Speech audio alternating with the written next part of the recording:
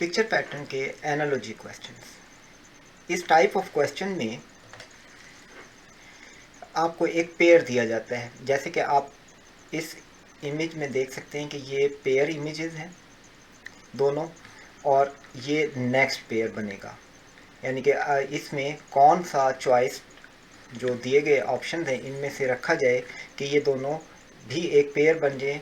जो relationship in दोनों images में पाया जाता है, यानी कि 1 और 2 में, वही रिलेशनशिप या रोटेशन या मूवमेंट इन दोनों में भी होनी चाहिए। अब आप देखें कि इसमें हो क्या रहा है। इसमें एक स्क्वायर दिया गया है, उसके बीच में एक ट्राइंगल है। ट्राइंगल की शेप में इसका वर्टेक्स ऊपर की तरफ है, और स्क्वायर जो है वो ओब्लिक नहीं है बल्कि स्ट्रेट रखा हुआ है। अब हुआ क्या कि नेक्स्ट इमेज में स्क्वायर अंदर चला गया और ये फिल हो गया, और ट्राइंगल बाहर आ गई, और उसके साथ ही इसकी रोटेशन नहीं हुई इसमें कोई भी। यानी कि इसका वर्टेक्स ऊपर है तो इसका वर्टेक्स भी ऊपर है, सिर्फ ये साइज़ में बढ़ गई और स्क्वायर इसके अंदर चला गया और वो फिल हो गया। यानी कि जो बाहर वाली चीज़ थी वो अंदर आ जाएगी। अब आप नेक्स्ट पेयर में आए तो आप देखेंगे इसमें स्क्वायर है बाहर और ट्राइंगल की डायरेक्शन है नीचे की तरफ।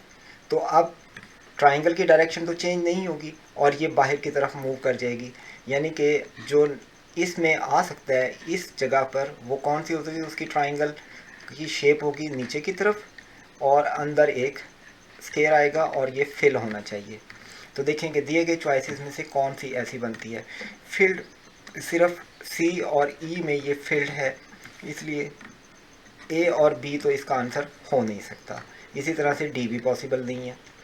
तो आप देखें कि डायरेक्शन के लिहाज से यहाँ ट्राइंगल का वर्टेक्स नीचे की तरफ है, जबकि ऑप्शन सी में ये ऊपर हो गया, इसलिए ये गलत है। ऑप्शन ई में देखें तो अकॉर्डिंग टू रूल वर्टेक्स नीचे ही रहना चाहिए था, जो कि इसमें है, इसमें भी ऐसा ही है, और जो बाहर वाली शेप थी वो अंदर आकर फिल हो गई है। इसलिए इस एनालॉजी के बेस पे हम कह सकते हैं कि सेम एनालॉजी इसमें भी पाई जाती है ऑप्शन ई के साथ। इसलिए इस क्वेश्चन का करेक्ट आंसर है ऑप्शन ई। ये एक और एनालॉजी क्वेश्चन है। इसमें आप देखें कि ये जो पेयर है इसमें क्या रिलेशनशिप पाया जाता है या क्या चेंजेस हैं, कौन सी मूवमेंट्स हैं। तो आप देखेंगे इसमें एक इलिप्टिकल शेप है जो कि फील्ड है और उसके साथ पेंटागन दिया गया है और इसका वर्टेक्स जो है ऊपर की साइड पर है। अब नेक्स्ट इसके पेयर इमेज में, यानी कि इसकी जो नेक्स्ट इमेज दी गई है उसमें ये जो पेंटागन था इसका वर्टेक्स नीचे की तरफ हो गया, यानी कि ये डाउनवर्ड फ्लिप हो गया है। ये वर्टिकल फ्लिप होकर इसका वर्टेक्स नीचे आ गया और जो बाहर एलिप्टिकल शेप थी वो अंदर आ गई और उसका हाफ पोर्शन अनशेडेड हो गया और अनशेडेड पोर्शन इसके वर्टेक्स की तरफ यानी कि डाउनवर्ड है। अब जो एनालॉजी हमने तलाश करनी है वो ये कि अब आपको नेक्स्ट क्या दिया गया है कि पेंटागन नीचे की तरफ है, बाहर एक सर्कल है और फील्ड है। अब रूल के मुताबिक होगा क्या कि ये जो सर्कल है ये इसके सेंटर में आएगा और ये हाफ फील्ड होगा, और पेंटागन देखेंगे वर्टेक्स ऊपर था, फ्लिप होकर वर्टिकल फ्लिप होकर नीचे की तरफ आ गया, तो ये नीचे से ऊपर की तरफ चला जाएगा फ्लिप होकर। तो इस क्वेश्चन मार्क की जगह पर जो इमेज आ सकती है उसमें पेंटागन ऊपर की तरफ वर्टेक्स वाला होगा और जो स्क्वायर सर्कल बीच में आएगा वो हाफ फील्ड होगा और ऊपर वाला पोर्शन इसका हाफ फील्ड और नीचे वाला जो है वो ब्लैंक होगा, अनशेडेड होगा। तो आप देखेंगे ऑप्शंस में ऐसी कौन सी सिचुएशन है। तो ऑप्शन ए में अगर हम देखें तो ये सेंटर के बजाय ऊपर मौजूद है, और आप देखेंगे ये भी इसी तरह सा था कि ये जो इलिप्टिकल शेप थी ऊपर आ गई है, सेंटर में नहीं है इसके, इसलिए ऑप्शन ए पॉसिबल आंसर हो सकता है। बी में अगर हम देखें तो इसमें वर्टेक्स नीचे का नीचे रहा, जबकि इसका नीचे था और इसने वर्टिकल फ्लिप होकर ऊपर जाना था इस जगह पर, इसलिए ये आंसर नहीं हो सकता। डी में सर्कल नीचे आ गया है जबकि ये गलत है। सी में इसका सर्कल और अगर हम देखें तो सी में ये सर्कल नीचे आ गया है, इसलिए ये भी गलत है। डी में सर्कल बिल्कुल ऊपर चला गया है, जबकि इसने आना था ऊपर की तरफ, लेकिन साथ ही पेंटागन ने फ्लिप होकर ऊपर की तरफ वर्टेक्स लेना था।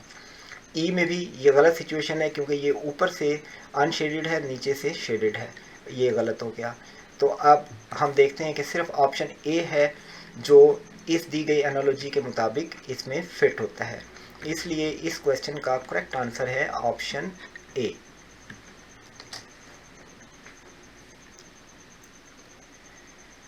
ये नेक्स्ट इमेज है, इसमें दो शेप्स दी गई हैं। एक स्टार है जो कि सेंटर में उसके सर्कल है और अनशेडेड है सर्कल, बाकी शेडेड है। और ये दो लाइंस हैं जो जिनका फेस, ओपन फेस जो है वो लेफ़्ट साइड पर मौजूद है। अब इसकी एडजेसेंट इमेज में क्या हुआ कि ये स्टार गायब हो गया, और जो ये दो लाइंस थी जो कि एंगल की शेप बना रही हैं, ये पहले थी लेफ़्ट साइड पर, अब ये मूव करके ऊपर की तरफ आ गई, यानी कि इन्होंने क्लॉकवाइज मूव किया है और इनका ओपन फेस ऊपर की तरफ हो गया। और ये 90 डिग्री की मूवमेंट है, क्योंकि ये यहाँ था इसका वर्टेक्स, अब ये घूमकर यहाँ आ गया, तो इसलिए ये 90 डिग्री पर मूव कर रहा है क्लॉकवाइज।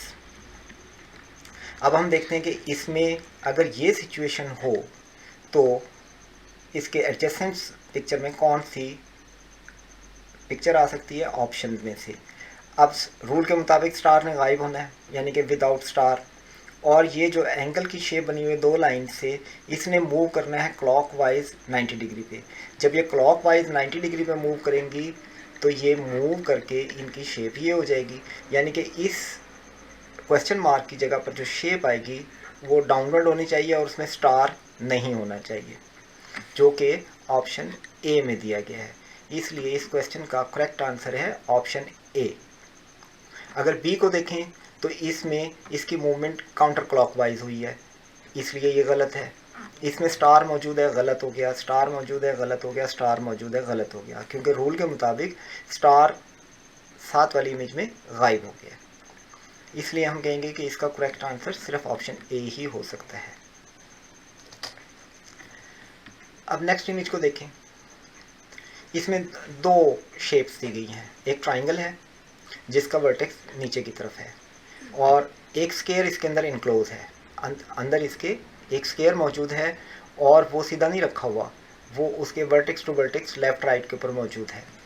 बाद में क्या हुआ, नेक्स्ट वाली इमेज में उसमें स्केयर बाहर आ गया और वो सीधा हो गया, यानी कि ये 45 डिग्री के ऊपर इसने टर्न लिया है स्केयर ने और ये सीधा हो गया, और बाहर वाली ट्राइंगल अंदर आ गई छोटी होकर और इसका वर्टेक्स ऊपर चला गया, यानी कि इसने वर्टिकल फ्लिप किया है। वर्टिकली फ्लिप होकर इसका वर्टेक्स ऊपर आ गया और स्केयर जो था वो बाहर आकर 45 डिग्री पर टर्न भी ले लिया। अब यही रूल यहाँ पे अप्लाई करें तो देखते हैं कि जो अंदर वाली शेप थी वो 45 डिग्री पर टर्न लेगी और बाहर आ जाएगी। तो अंदर वाली शेप पेंटागन है, ये बाहर आएगी और 45 डिग्री पर जब टर्न लेगी तो इसकी शेप इस तरह से हो जाएगी, और जो इसके बाहर मौजूद है वो इसके अंदर चला जाएगा और वो फ्लिप होगा। तो ये पेंटागन बाहर आ गया और स्केयर अंदर चला गया, और ये फ्लिप होने से इसे कोई फ़र्क नहीं पड़ता, इसलिए इसकी शेप ऐसी ही रहेगी।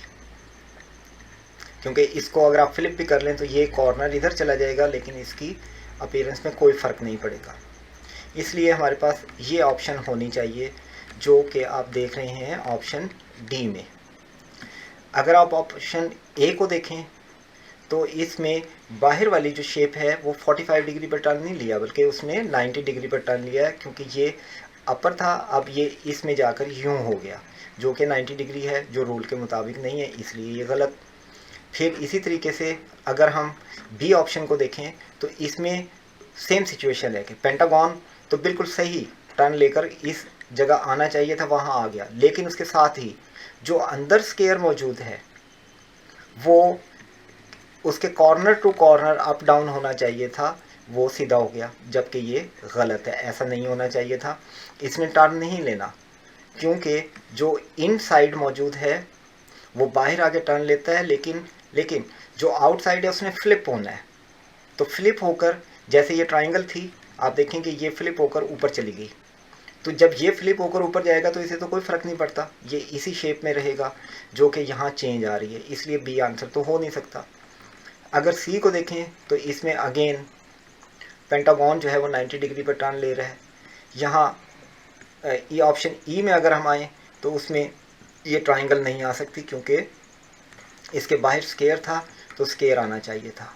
इसलिए सिर्फ ऑप्शन डी ही ऐसा है जो रूल के मुताबिक, जो दी गई एनालॉजी है उसमें जो रूल अप्लाई हो रहा है उसके मुताबिक इस क्वेश्चन मार्क की जगह पर ऑप्शन डी वाली इमेज आ सकती है। इसलिए इस क्वेश्चन का करेक्ट आंसर हुआ option D.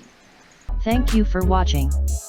Subscribe and press bell icon for quick intimation of new videos.